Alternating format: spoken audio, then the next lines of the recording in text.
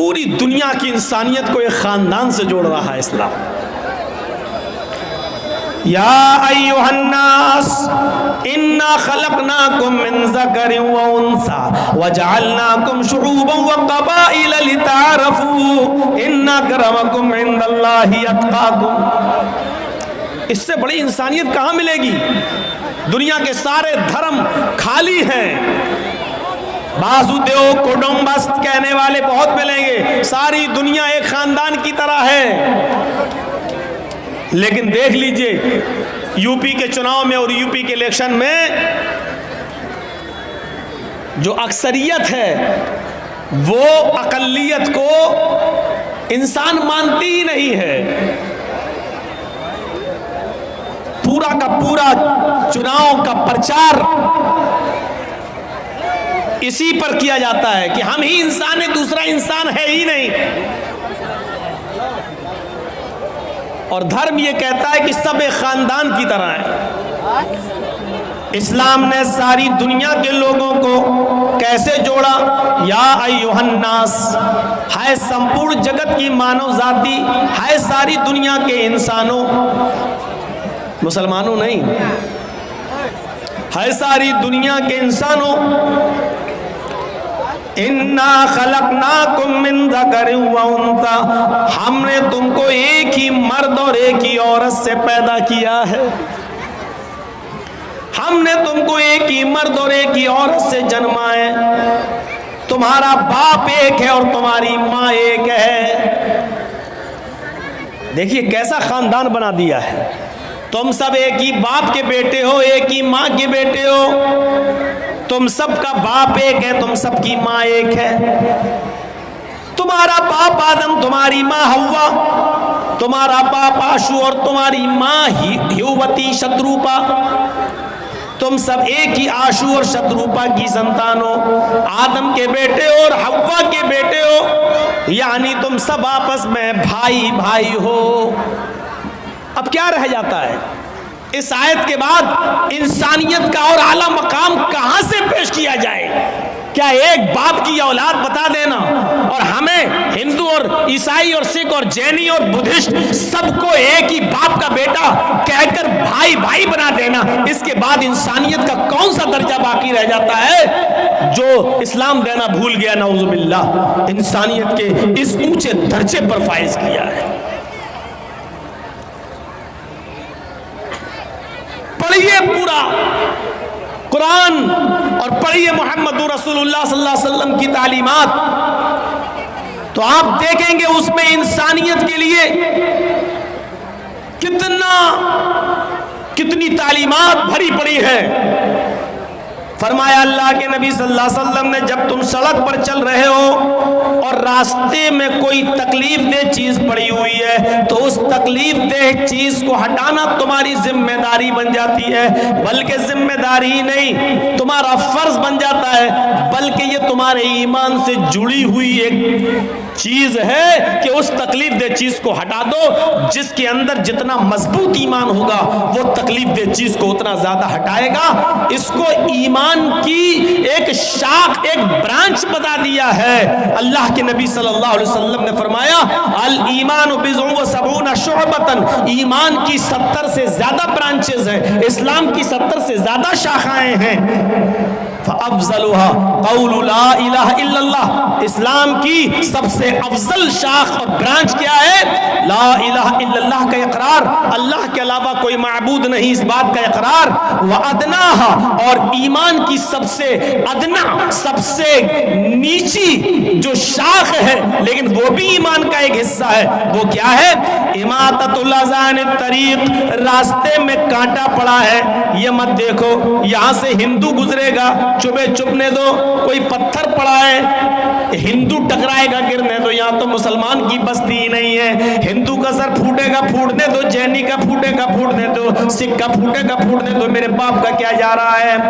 اگر اس بستی میں مسلمان رہتے تو ہم ہٹا دیتے کہ کسی مسلمان کو تکلیف نہ پہنچے۔ اسلام کیا کہہ رہا ہے؟ محمد رسول اللہ کیا فرما رہے ہیں؟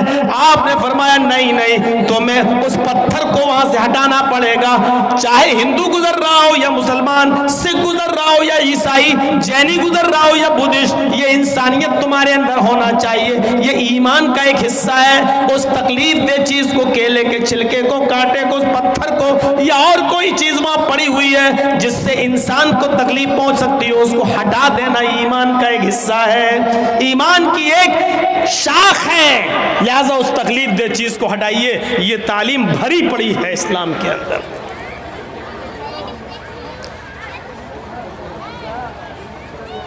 آپ کی بستی میں کوئی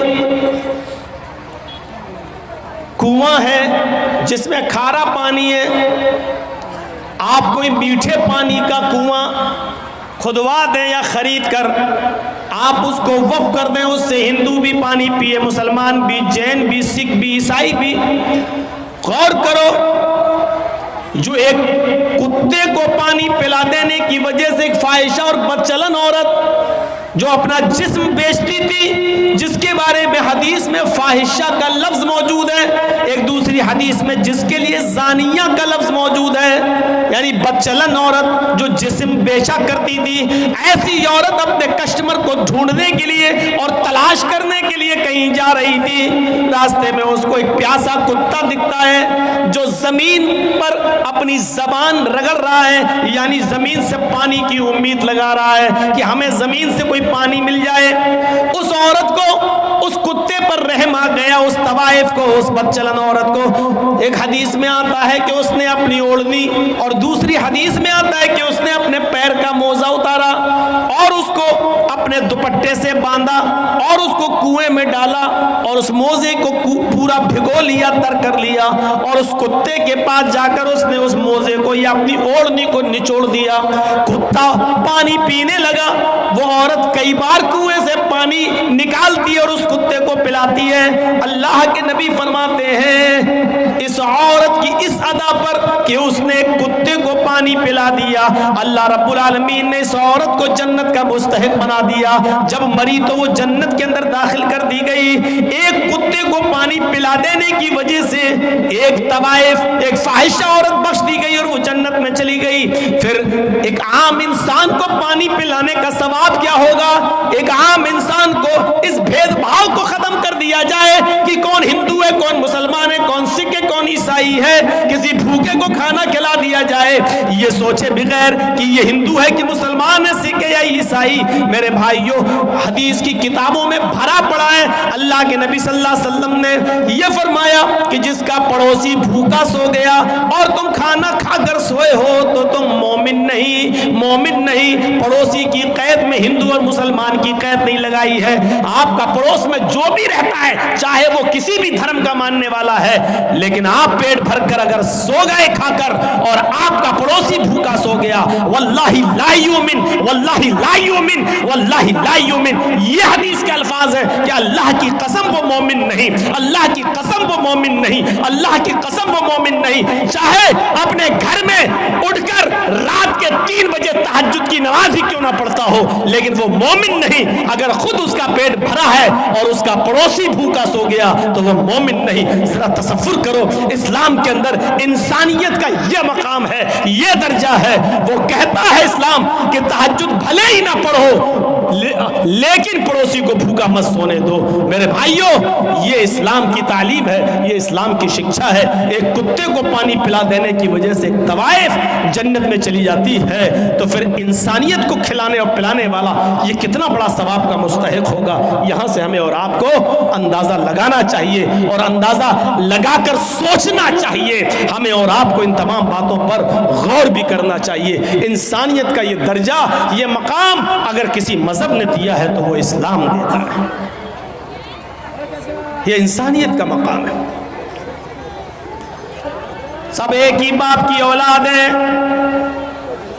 یہ اعلیٰ درجے کی معراج ہے. آپ روزے سے ہیں, اور سنو, آپ روزے سے ہیں اور روزہ بھی رمضان کے مہینے میں رکھ رہے ہیں جو فرض ہے. آپ روزے سے ہیں, آپ کے پڑوس میں ایک آدمی بیمار ہے, ہاسپٹل میں ایڈمٹ ہے, ڈاکٹر نے ارجنٹ بلڈ مانگا ہے, لیکن اس آدمی کا جو آپ کا پڑوسی ہے وہ ہندو ہے، عیسائی ہے، یہودی ہے، کوئی بھی ہے، مسلمان نہیں ہے مان لو، اسلام کو چھوڑ کر وہ دوسرے کسی مذہب کا ماننے والا ہے مان لو تھوڑی دیر کے لیے، لیکن بیمار ہے اور ڈاکٹر نے کہہ دیا کہ 1 گھنٹے کے اندر اندر اگر مجھے اس کے گروپ کا بلڈ نہیں ملا تو ہم اس کو نہیں بچا پائیں گے۔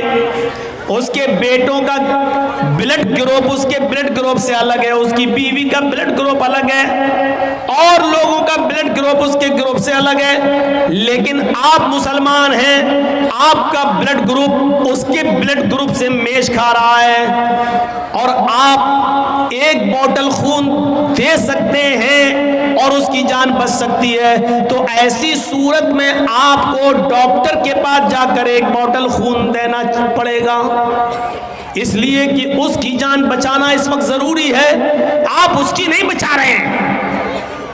قرآن کہتا ہے من احیاہا فکأنما احیا الناس جمیعا، جس نے کسی ایک انسان کو بچایا اس نے پوری انسانیت کو بچایا۔ یہاں آپ ایک ہندو کو یا ایک عیسائی کو نہیں بچا رہے ہیں، ایک انسان کو بچا کر پوری کائنات کی اور پوری دنیا کی انسانیت اور مانوتا کو بچا رہے ہیں۔ ایسے موقع پر آپ کو بلڈ دینا پڑے گا۔ سوال یہ پیدا ہوتا ہے کیا روزے کی حالت میں 1 بوتل خون دینا جائز ہے کہ ناجائز ہے؟ یہ ایک الگ مسئلہ ہے۔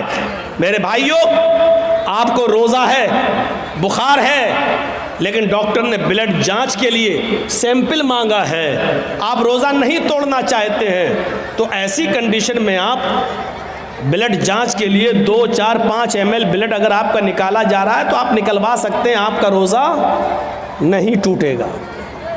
سن لیجئے مسئلہ، اگر 2 4 5 ml بلڈ نکلوانے سے آپ کی جانچ کے لیے جانا ہے بلڈ، 2 4 5 ml بلڈ نکالنے سے روزہ نہیں ٹوٹے گا، لیکن آپ کو 1 بوتل خون دینا ہے۔